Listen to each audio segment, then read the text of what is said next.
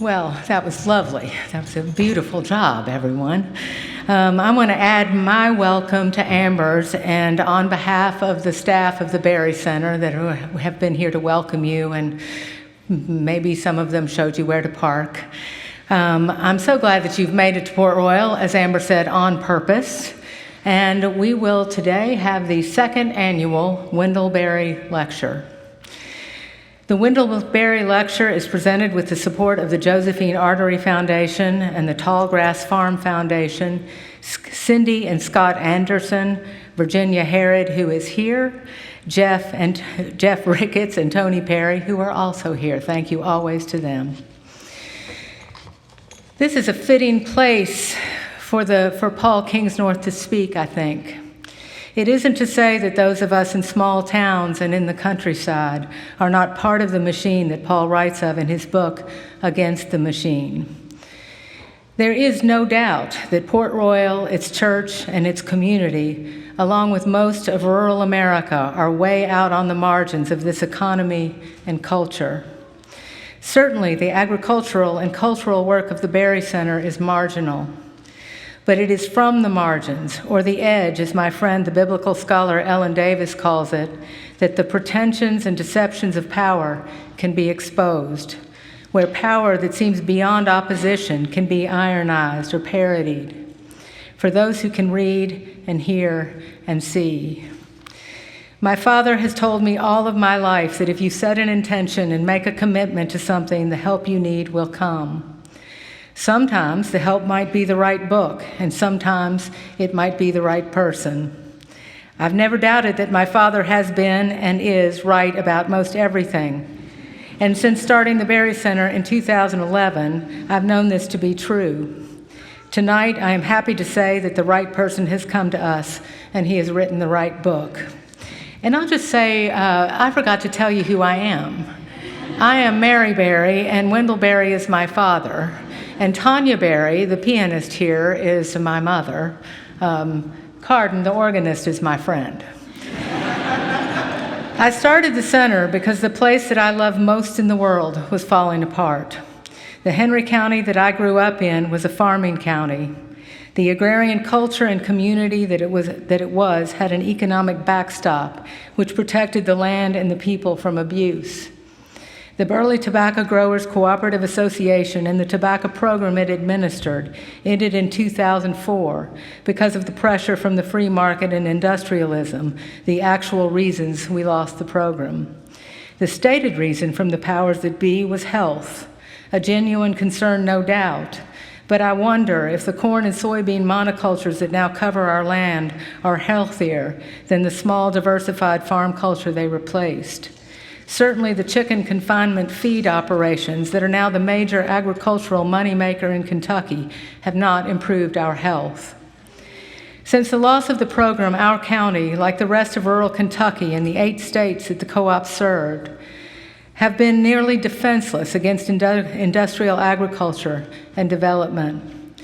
Since 2004, Kentucky alone has lost 15,000 farms, thousands of farmers, and record losses of topsoil. And so, of course, we have lost the culture of agriculture, and it was a culture, not an ideology. The devastation of rural America has not been inevitable. It has been destruction by design. Cheap food, cheap fuel, cheap building materials taken at the lowest possible price, leaving destruction behind. What has happened to the coal fields of the eastern counties of our state is a most obvious example. The richest counties in Kentucky are also the poorest. We must understand that this has happened everywhere. So why am I telling you all this to introduce Paul Kingsnorth? First of all, this is what I always say, and my mother says about my father that his principal talent as a writer has been to repeat himself for 70 years. And I believe she has been heard to say that I now repeat myself every time this gets in front of me. So why am I talking about this right before Paul speaks? Because he has helped me understand more about what we are up against and how we got here. How is it possible, I've wondered time after time, to hear from the mouthpieces of industrial agriculture that everything is great in rural Kentucky, as I recently read in a Farm Bureau magazine? Or to speak with a highly placed elected agricultural official at the Berry Center and be told that the USDA is working every day for the small farmer? Things are better now than they have ever been, they say, and are going to continue to get better. And I think, can't these people see? To get to the center, our visitors have had to drive through a landscape, still beautiful, but emptier than it used to be. Certainly not as carefully farmed as it used to be. And how do they ignore the empty storefronts in our town? I know that if they are not moved by love for particular places and particular people, they must at least read the same statistics I do. 0.75% of this country's population now farms. 15% of us live in rural places. These people are servants of the economy, industrialism, the machine. They believe in the fantastical possibility of limitless growth, limitless wants, limitless wealth, limitless natural resources, limitless energy, and limitless debt. And it has taken me a long time to see that this is their religion, and to see that they no longer speak for themselves or for our actual country, the land under our feet from which we live. And I am so very sorry. But I do believe that the truth will set one free, and in the truth there is hope. Once I stopped thinking that the cavalry was coming and understood that we would need to save ourselves, hope has come easily to me. So imagine my delight when I came to this paragraph on the next to last page of Paul's book. I have come to the end now, and here is what I think. That the age of the machine is not, after all, a hopeless time. Actually, it is the time we were born for. We can't leave it, so we have to fully inhabit it. We have to understand it, challenge it, resist it, subvert it, walk through it, on towards something better. If we can see what it is, we have a duty to speak the words to those who do not yet see, all the while struggling to remain human. And as my father says, we should be having a good time while we're doing all these things. So it is my delight to welcome Paul Kingsnorth.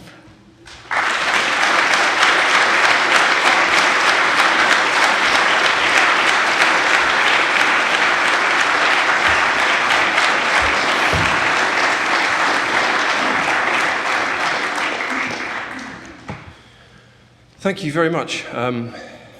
Don't usually find myself speaking from the pulpit of a church. I'm not sure how appropriate that is, but we'll find out, won't we? I certainly feel like I'm going to be in trouble if I get it wrong. I'd like to start with an apology. I have been moving around America for 3 weeks, talking a lot, and just in the last couple of days I've managed to get myself a nice chesty cold. So if I sort of splutter and cough a bit, I apologize for that. Thank you very much, Mary, for that introduction.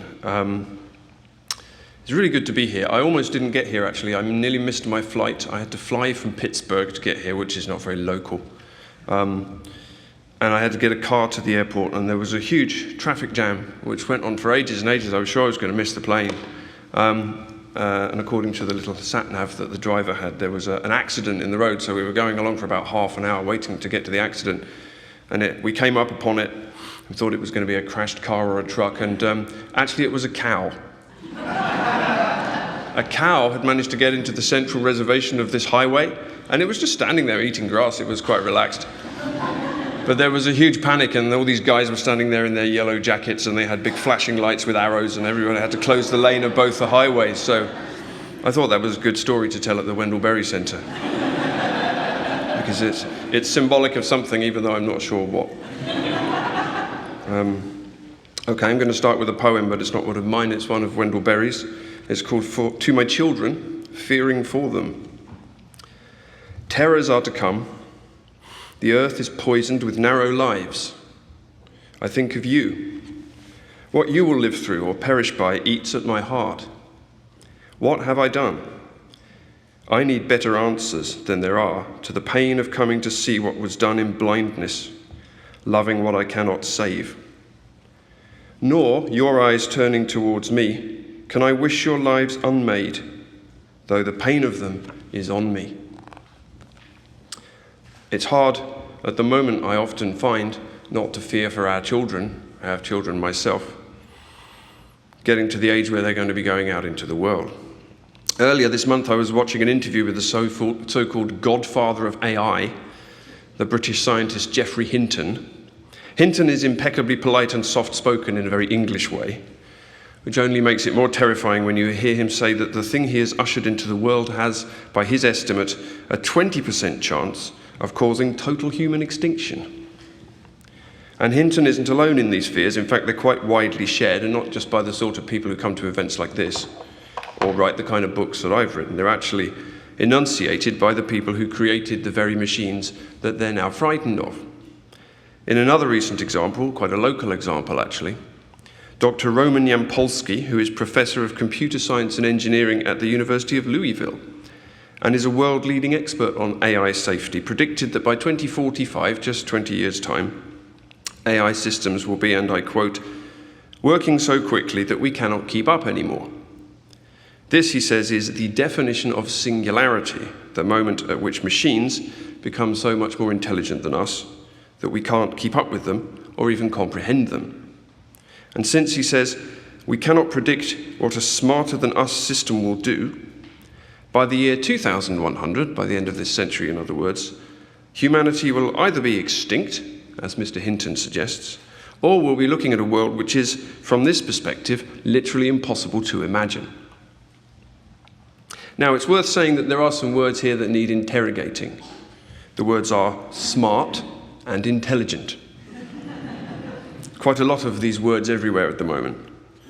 And we're all, if we're paying any attention, either fearful or excited about the coming of so-called machine intelligence, or maybe we're both. And yet nobody can actually define the word intelligence. There's never been any agreed understanding of what the word means. Come to that, there's never been any agreed understanding of what consciousness is, either in humans or in non-human creatures. No instrument can measure it. No triple-blind laboratory test can pin it down. And in fact, the materialist assumption that consciousness emerges from matter is increasingly under question, even from some branches of science itself.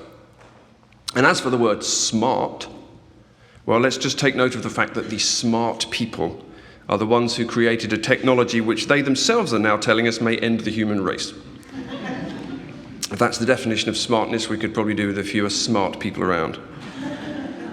But smartness, intelligence, cleverness, ambition, the quest to colonize Mars, the desire to upload our minds into cloud files that will give us immortality, the campaign to replace nature with technology, and the ultimate quest, which is to end death, these are what are coming to define our broken way of seeing as the 21st century really gets going. Billions of dollars are poured into these and similar projects.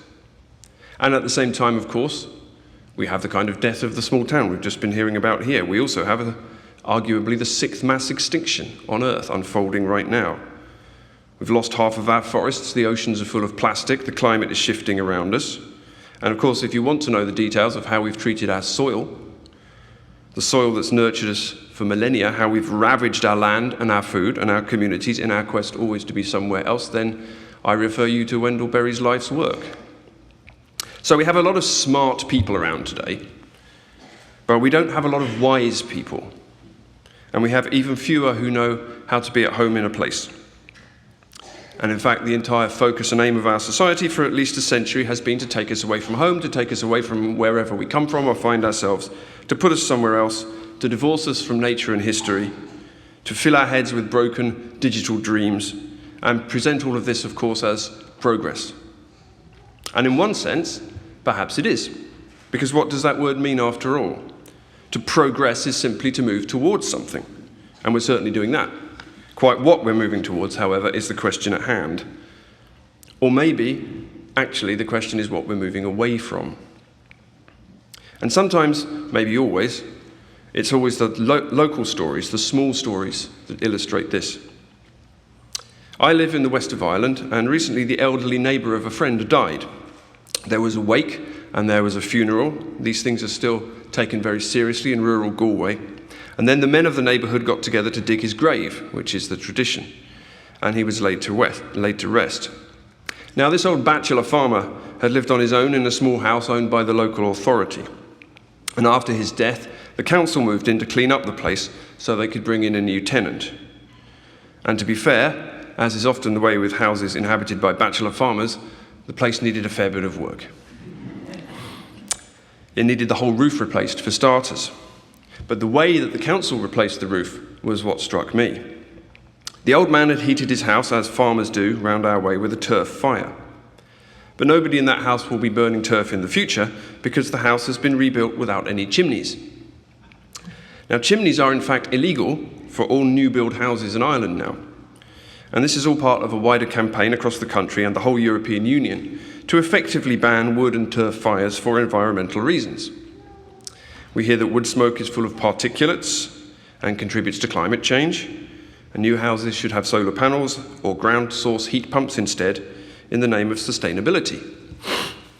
Now, I'm all in favour of genuine sustainability, however much I hate the way the word is used. We shouldn't be heating our houses by destroying forests or peat bogs, and it's a good idea to reduce our carbon emissions. Breathing in particulates is indeed a bad thing. But the case made for banning fires in the small cottages of Ireland is in large parts entirely bogus. The same government that wants to end log fires is promoting and subsidising pellet boilers, whose wood pellet fuel comes in some cases from protected forests in Eastern Europe. Solar panels are full of rare earth metals and require fossil fuels to manufacture and transport. And the state, which is happy to campaign against old men in their cottages burning a bit of turf in the evening, has nothing to say about the giant internet server farms which are springing up all over the Irish Midlands, and which will, by some estimates, be consuming an amazing 70% of Ireland's electricity by the end of the decade. And by the way, since we're at the Berry Centre, I think we should all linger on that descriptive phrase, server farm. Isn't that good? Server farm. We're growing servers now. Now, I do have a personal agenda here because in our home we burn wood, which we grow and cut and chop and season ourselves. We're trying to create a genuinely sustainable coppice cycle which sees us replanting trees as we log them for fuel. Now, obviously not everybody can heat their home like that, especially if they live in a town or a city, but it works for us. It's local. It helps rather than harming the environment we live in, and of course there's a certain satisfaction to be had from sitting by a fire in the winter, knowing that the fuel you're using to heat your home comes from 20 yards outside your back door. In his short essay, Fireside Wisdom, the esoteric English writer John Michel suggested that the displacement of the hearth or the fireplace from the home was one of the many reasons for the craziness of the modern world, which his whole life was spent exploring. And very entertainingly, by the way. If you've never read John Michel, you should. The fireplace at the centre of the home, he wrote, was both an ancient practicality and a device of cosmological significance across cultures and time. He wrote this: "Within the circumference of the wall, representing a limited universe, the hearthstone is the body of the earth, with 4 corners and 4 directions, and it's the seat of Hestia, the hearth goddess, whose energies are concentrated in the central fire. The chain is the world pole, the link between heaven and earth, and the means of intercourse with gods and spirits. Conversation is directed into the fire, while dreams and images are drawn out of it. It's too smoky to read or look at pictures. Eyes and minds are concentrated on the focal point. In that situation, sitting in friendly company around a fire on which a pot is simmering, one is likely to feel centered and at ease. In the past, the act of sitting staring into the smoky fire with family or neighbours was the genesis of the folk tale and the folk song which tied the culture together. Now we stare at digital fires hemmed into boxes manufactured by distant corporations who also tell us our stories. No song we can dream up around a real fireplace can compete with what these boxed fires can sell us. Thus, wrote John Michel, the traditional cosmology is no longer represented by its domestic symbols, and a new secular, restless, uncentered worldview has taken its place. The word focus, Michel explained, is the Latin name for the central fireplace. The fire not only warms, he wrote, but as a symbol illuminates the corresponding images of a centre to each of our own beings, and of a world centre which is divine, eternal, and unchanging. lose your fires, in other words, and you literally lose your focus as a culture. Now, in this context, a government spokesman telling his population, as one minister in Ireland recently did, that they should get over their nostalgic attachment to the hearth fire and install ground source heat pumps instead, is more than just a nod to efficiency. It's an assault on what remains of the home and its meaning. It's an attack on the cultural centre, maybe even the divine centre. Not that you will get very far explaining that to your local democratic representative. I don't really recommend trying. But the point of the campaign against chimneys, I've come to think, is not really anything to do with protecting nature from human destruction. Rather, it's about removing people's independence and tying them into a web of technological intervention in which every aspect of your power consumption is monitored and controlled by states and corporations. It's about creating dependency on what I've come to call the machine, the web of power, money, and technology that today holds us all in its sway. Apologies for my cold. The machine exists to create dependency. It's essentially a mechanism of enclosure and colonization. And the history of modernity is the history of the spread of this machine and its mentality to all corners of the earth, as Western traders and moneymen, having enclosed the lands of their own people and forced them into the mines and factories and slums, sailed out to do the same in what would become known as the colonies. And in this way, the machine has, by now, colonized us all, not just externally, but internally. Colonized our lands and our hearts and our minds. Externally, we see the results in the ongoing infernal destruction of nature. Internally, we see it in the loss of our stories, in our broken-hearted confusion about who and where we are. Locally, we see it in the loss of our self-sufficiency and agency in a place where all the human stories begin, which is the home. Take that chimney ban again as an example. When you can no longer grow your own wood or cut your own turf to heat your own parlour, you're made that little bit more dependent on the matrix of government, technology and commerce that has sought to transmute self-sufficiency into bondage since the time of the Luddites. And the justification for this attack on family and community sufficiency changes with the times. In 17th century England, the enclosures were justified by the need for agricultural efficiency. Today, they're justified by the need for energy efficiency. But the attack is always of the same nature. And each blow struck against local self-sufficiency and pride and love of place weaves another thread into the pattern which has been developing for centuries and which is almost complete now in most so-called developed countries. Wendell Berry's 1980 essay, Family Work, written 45 years ago now, is a meditation on the meaning of home, its disintegration under the pressures of modernity, and how it might, to some degree at least, be restored. And like so much of Berry's work, it locates the centre point of human society in the home and explains many of the failures of contemporary Western, or specifically American society, as a neglect of that truth. The home, to Wendell Berry, is the place where the real stuff of life happens, or should do. The coming together of man and woman in partnership, the passing down of skills and stories from elders, the raising and educating of children, the growing, cooking, storing and eating of food, the learning of practical skills, from construction to repair, tool making to sewing, the conjuration of story and song around that fire, the focus of the home. Universally across the world and across cultures, the family and the home, however they were quite constituted, have always been at the heart and the root of culture. It follows, therefore, that the machine, in order to succeed, must uproot both, in order that culture may be destroyed and replaced with a marketplace, in which we can buy and sell products, identities and ideologies, while our ground source heat pumps maintain a constant and inoffensive temperature. Self-sufficient people, skilled people, independent people, thinking people, strange people, these are anathema. They have to go so that the machine may live. Certainly in my lifetime and in my small part of the world, the notion and the meaning of home has steadily crumbled under this external pressure until it's now little more than a word. I've seen this in my own life, in my own family, in my own country. In the culture of the machine, today, the home is little more than a dormitory, maybe owned by a landlord or a bank, because you can't afford to buy your own where I come from. Maybe in this home, 2 or more people of varying ages and degrees of biological relationship sleep when they're not out being employed by a corporation or educated by the state in preparation for being employed by a corporation. And the home's needs are met by pushing buttons or increasingly by swiping screens, buying in everything from food to furniture, because who has the time for anything else? And who's been taught how to do anything else? Phones long ago replaced hearth fires. And handily, of course, a phone, unlike a fire, can be kept under your pillow in case something urgent happens at 2 in the morning, because you wouldn't want to miss anything. Now, even back in 1980, when Wendell Berry wrote his essay, this is, as I say, 45 years ago, he recognized that the home had become an ideal rather than a practical reality.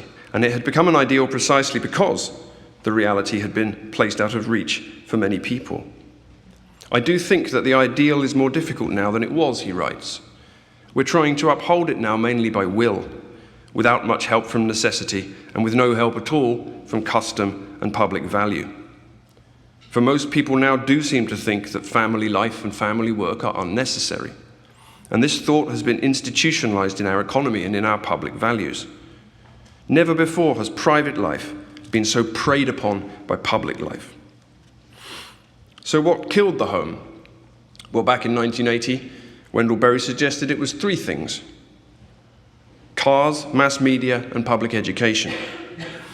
Automobiles and several decades of supposedly cheap fuel, he said, have meant that both work and leisure could, for the first time in history, happen a long way away from your home. And the second, TV and other media, as he put it back then, have since the mid-20th century learned to suggest with increasing subtlety and callousness, especially and most wickedly to children, that it's better to consume than to produce, to buy than to grow, or to go out than to stay at home. If you have a TV, your children will be subjected almost from the cradle to an overwhelming insinuation that all worth experiencing is somewhere else, and that all worth having must be bought. Those sentences sound quite old-fashioned now, in a sort of bittersweet way. If only the only problem we face today was television. Finally, says Berry, the school system, a machine of its own, is designed, as he writes, to keep children away from the home as much as possible. Parents want their children kept out of their hair. Education is merely a byproduct, not overly prized. Much public education, he says, is more like a form of incarceration. Schools exist to train children to fit into the machine world being built for them, to internalize and normalize its ethics and goals, and to prepare for a life serving its needs. As I say, that essay is 45 years old now, not quite as old as me, but nearly. So it's interesting to wonder what you could add to the list today. I'd say you could add supermarkets, huge out-of-town superstores and online internet shopping, and the whole panoply of global supply chains that go with them. I don't think in 1980, as far as I remember, it was very common to buy avocados in winter in the Northern Hemisphere, let alone endless streams of screen-based gadgets put together by slave labor in China, which can be thrown away the next week when they break down, which they will. And it wasn't very common either, I don't think, to ship the resulting waste products to Turkey or West Africa and dump them on beaches where the poor will sift through them for pennies, way out of our purview. Because, of course, it's not only the homes of Western consumers devastated by the global supply chain of the machine. In fact, we were the last in line and have been its most obvious beneficiaries. I suppose we could also add careers, and maybe this has been the main culprit. Back in the early 19th century, when the Luddites rebelled against the machine as it was then, they called what they rebelled against the factory system. Maybe we should call it the office system now. The factories have all been shipped off to China.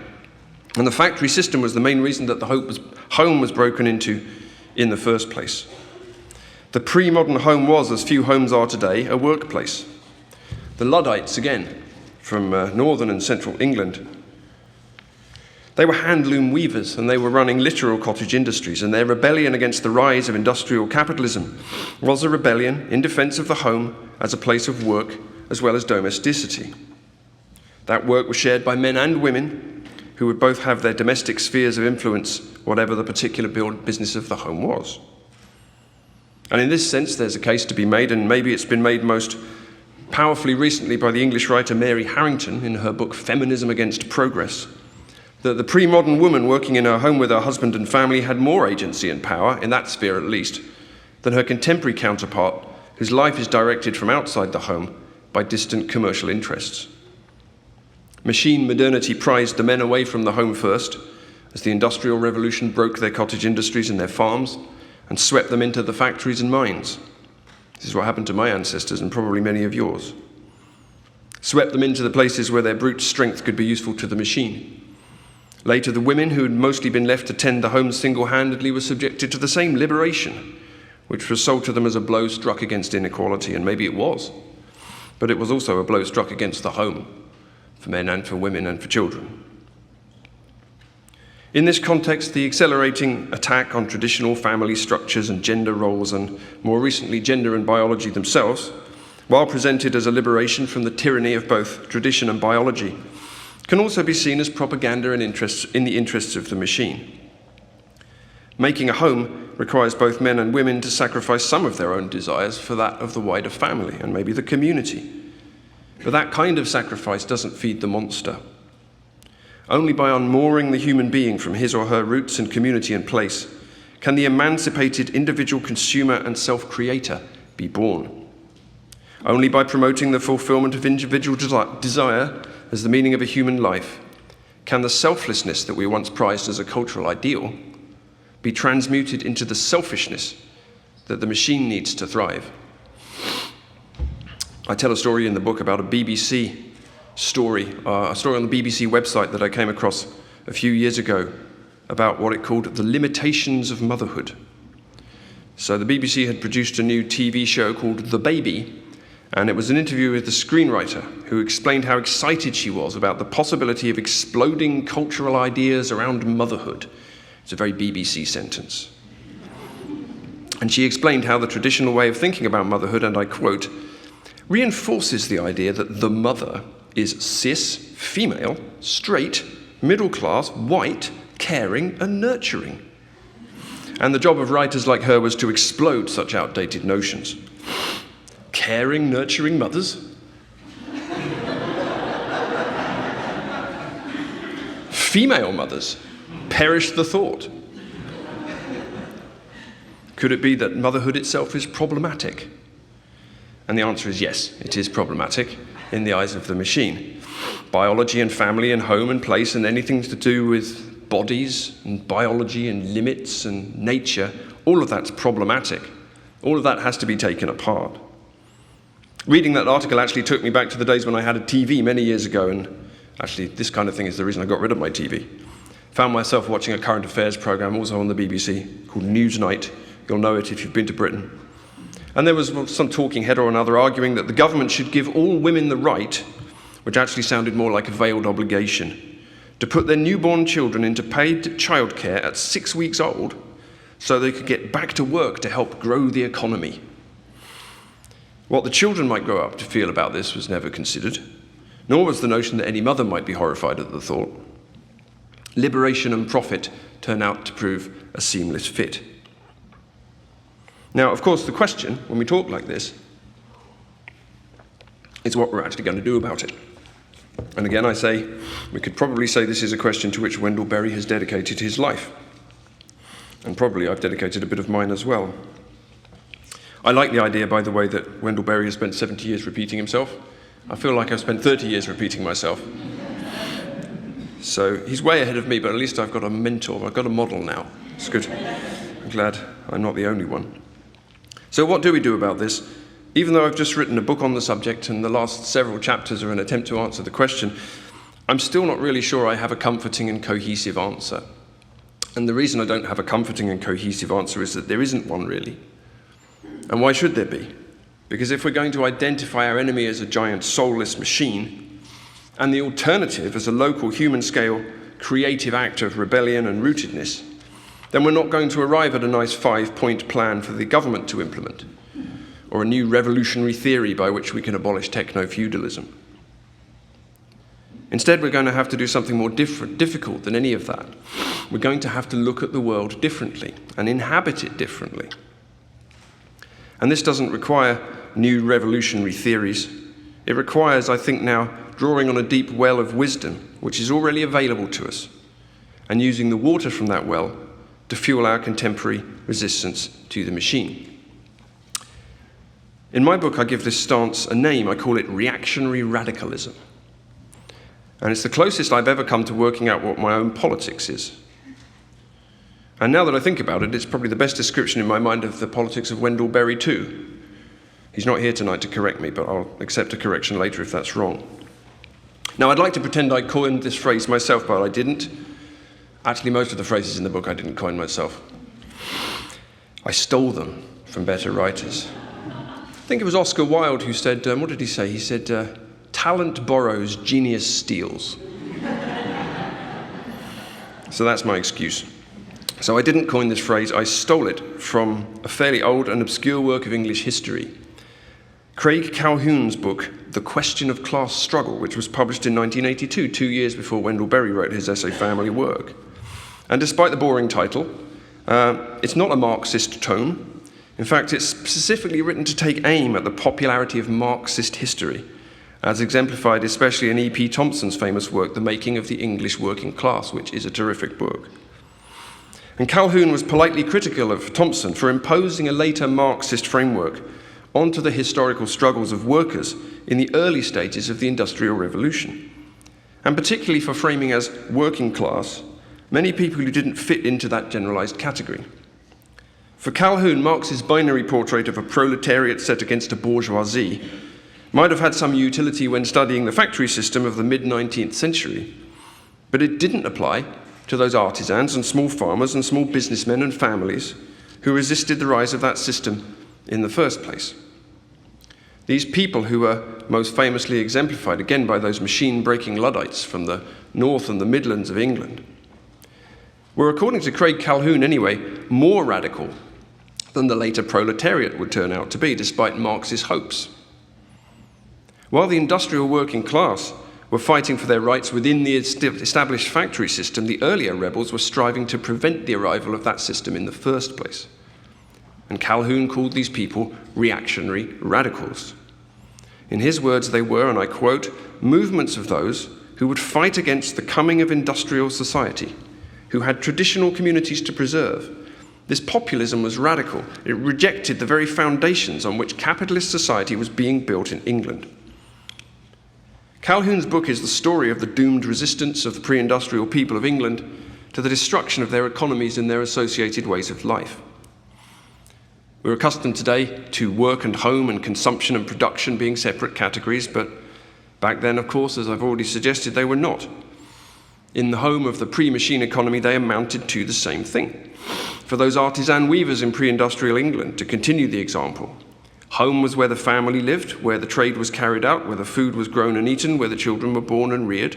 And the process of breaking this apart into those small sections, turning the home into a dormitory, and its adult inhabitants into both workers and consumers, and its children into pupils at a distant school, and its parlour into a showroom for TV and tablet and gaming console, and its kitchen into a storeroom of shop-bought processed food. This was the work of the machine, and it begins with the rise of the factory system in the early 19th century. And those who resisted this process, according to Calhoun, didn't do so for the kind of ideologically driven reasons that a class-conscious Marxist might. Their drive was much more particular and therefore passionate. He writes, traditional values, not a new analysis of exploitation, guided the workers in their radicalism, because there was no way to defend the community without coming into contact with the forces of capitalist industrialization and with the state, which sheltered and sometimes encouraged those forces. The communal solidarity of the reactionary radicals was never, in a simple sense, conservative. Even when they defended past practices, they called for changes in present ones. What these reactionary radicals were defending above all, says Calhoun, was something he called the moral economy. And this moral economy was the polar opposite of this new free market that was being built on the bones of old England and across the wider world. The free market, so-called, commodified everything, from products to people, and it sought to make that commodification global. The booming British Empire, built as it was on the demolition of the moral economies of other nations and their absorption into a British-led New World Order, was only an exemplar of what the British elite had already done to the working people of England and Scotland, Wales and Ireland. It was a story of factory lords, big landowners and a newly empowered capitalist class destroying the moral economies of communities from Lancashire to the Punjab and forcing their peoples into the new capitalist workplace instead, where most of us remain to this day. So this reactionary radicalism then is now as a defense of that moral economy, which is to say a system built around community bonds and local economics and human scale systems in the face of the ongoing colonization of the machine. And that colonization might come through gunboats or trade agreements, redcoats or giant superstores, enclosure acts or centralized digital currencies, but it will always suck the wealth out of place-based communities and funnel it to distant stockholders, just as it sucks the power away from local people and funnels it to national or international bodies whose interests align with those of the machine. It will always replace people with technology, and it will always make consumers of us all. The way that these reactionary radicals in the early years of the Industrial Revolution attempted to defend the moral economy was not with the thoughtless thuggery that the propaganda of the victors would later portray, but by a reasoned series of demands. The Luddites, for example, opposed new machinery in a way that was thoughtful, not absolute, writes Calhoun. They were concerned with more than machinery. They campaigned for the right of craft control over trade, the right to a decent livelihood, for local autonomy, and for the application of improved technology to the common good. Machinery was the issue, technology was the issue because it specifically interfered with these values. So the Luddites thought that technology should be applied in a way which reinforced the moral economy rather than destroyed it. E.P. Thompson's description of how the elite understood these demands might sound familiar to anyone who's heard today's equivalents responding to people like Wendell Berry over the years. Manufacturers everywhere, he writes, were availing themselves of the many wonderful inventions that were being brought out for cheapening labour. And as the new machinery threw thousands out of employment, when extensively introduced, the poor misguided wretches, who could not understand how that could be a benefit, which deprived them of the means of earning a livelihood and reduced them to beggary, met in secret conclaves and resolved in their ignorance to destroy them. Had they been better instructed, they would have known that it was their duty to lie down in the nearest ditch and die. So, the reactionary radicals, says Craig Calhoun, represented in his words an English populism that was not statist or supportive of reactionary elites, but rather a genuine and radical insurgency. It came from the people, it stood for the people, it represented a defense of the moral economy against the machine.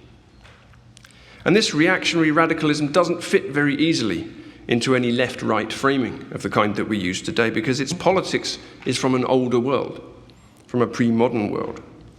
Its stance is reactionary because it looks for guidance to the past, to an established or maybe a lost moral and economic order, hallowed by tradition, rather than seeking to build a new one based on an abstract ideology. But it's radical too, in its resistance to the values of the machine, and in its demand for justice, for communities, and a fair and balanced moral, social, and economic order. So that was then, and this is now. And the question, I suppose, is can we cleave to something like this? Can we cleave to such a reactionary radicalism? Can we recreate it? Is it still here in a society in the advanced stages of conquest by the machine? In the age of artificial intelligence, in the age of chatbots and smartphones? Is it too late? Is it even possible to think about something like a moral economy when so much has been taken away and absorbed into the machine? Because the reality is that the reactionary radicals of pre-industrial England comprehensively lost. Their moral economy was destroyed, and we live in its commercialized ruins. And not only did they lose, but the ideologies of the modern age, whether left or right, have an interest in burying their memories. The Marx-inflected left wants no truck with workers who resisted capitalism in order to defend traditional ways of life, because those traditional ways stink of reaction and what Marx himself called the idiocy of rural life. Bet you haven't heard that phrase in Port Royal before. The idiocy of rural life. Meanwhile, on the right, because modern conservatism has attached itself limpet-like to capitalism, its advocates today can often be found defending the very matrix of global trade and empire and unaccountable corporate power that laid waste to the last remaining conservative cultures in pre-modern England and America and elsewhere. So as ever, the modern ideologies fail us, and yet actually this reactionary radicalism can still be found if we look in the right places. And it's especially prevalent outside the West, in places where traditional moral economies are still at least partially intact. Every time you hear of a village in China or India resisting a giant dam, or tribal people in West Papua fighting eviction from their lands, fighting the destruction imposed by colonization and corporate power, rural or indigenous communities resisting mines or deforestation, you're hearing from reactionary radicals. And the state and the corporation will always set itself against them, as will ideologues of left and right, because if the moral economic order were ever to succeed, well, hell, it might catch on. My first book won no many yeses, which I wrote 25 years ago now.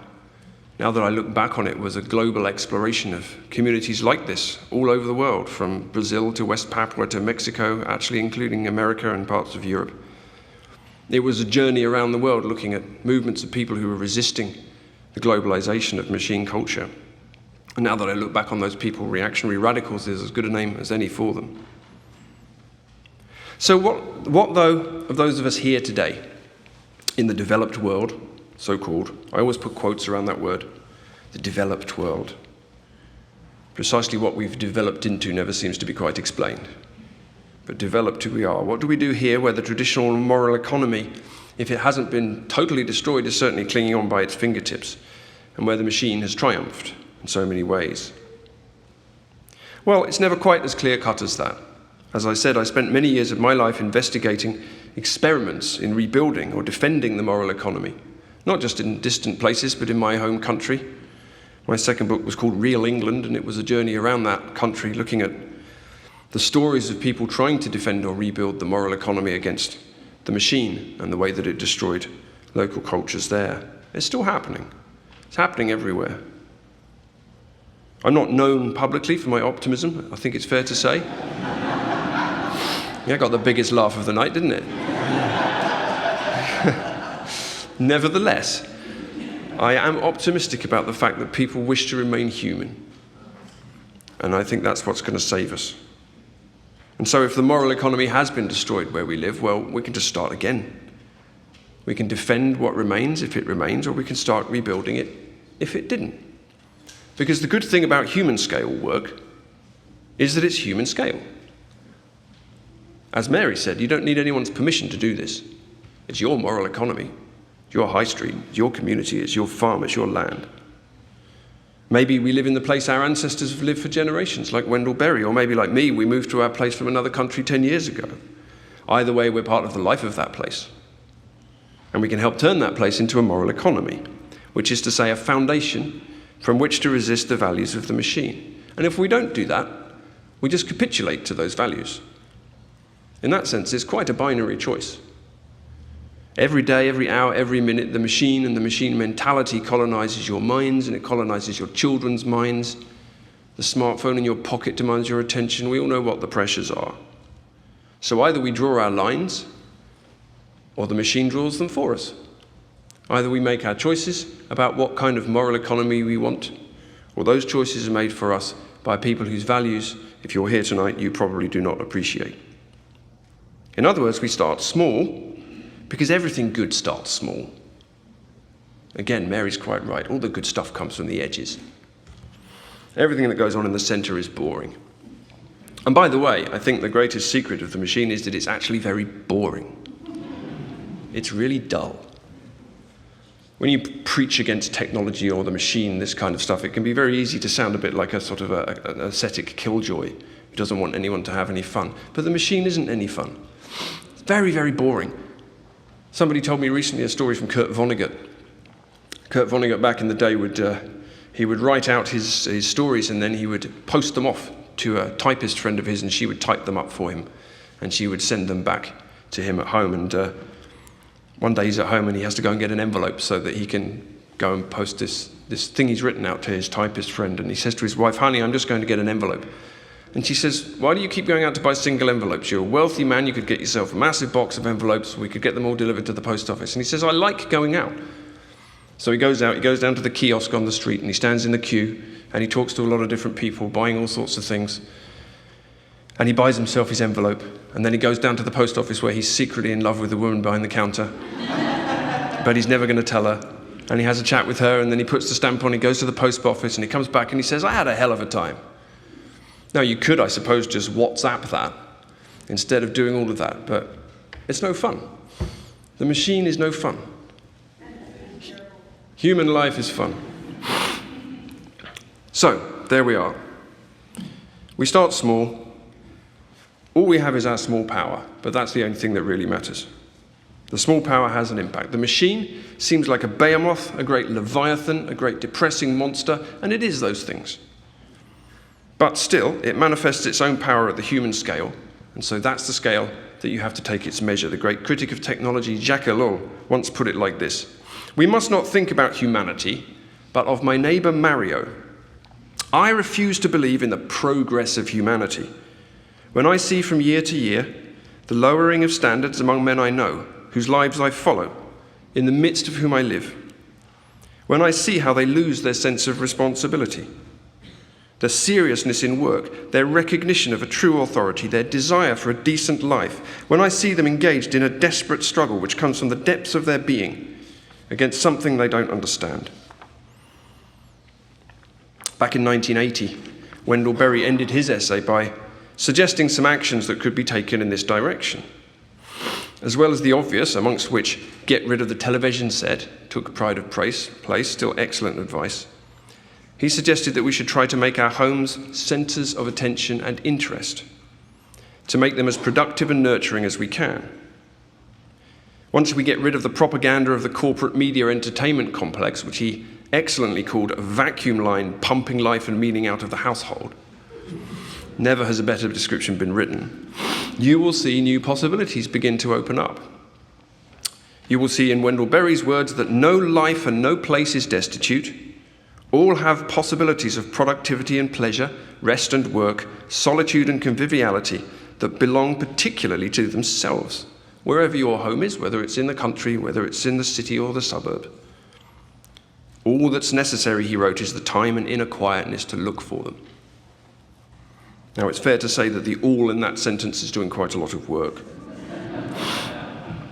Because it's harder and harder all the time, of course, to find any time or inner quietness. When you have a little surveillance device in your pocket which can take you anywhere in the world and endlessly bleeps at you, finding time and inner quietness is quite a difficult thing to do, particularly if that device is designed to algorithmically twist your brain so that you can't stop looking at the thing.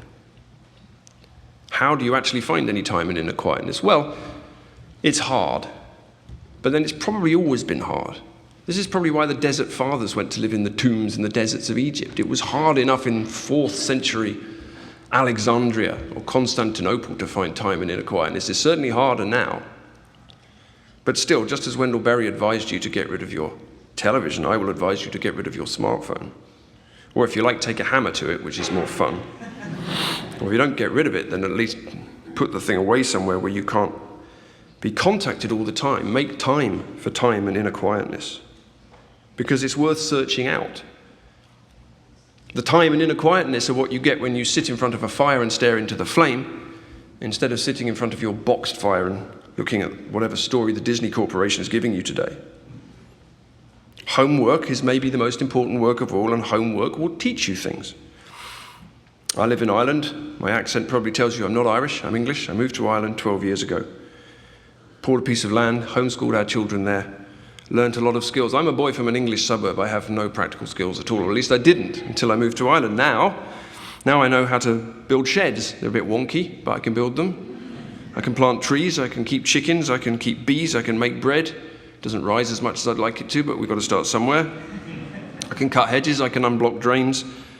I learned how to know my neighbours properly. I learned how to dig a grave. I was asked to dig my neighbour's grave last year, and that was something that was quite an honour to me. You know you've arrived in rural Ireland when they ask you to dig a grave. It took 10 years, but I got there. Now, back in the day when he wrote his essay, Fireside Wisdom, John Michel concluded that the loss of the fireplace from the heart of the home had driven society mad without quite knowing it. We knocked the centre out of it, he wrote. And ever since, we've been fumbling around looking for it, mistaking our own or other people's obsessions for the real thing.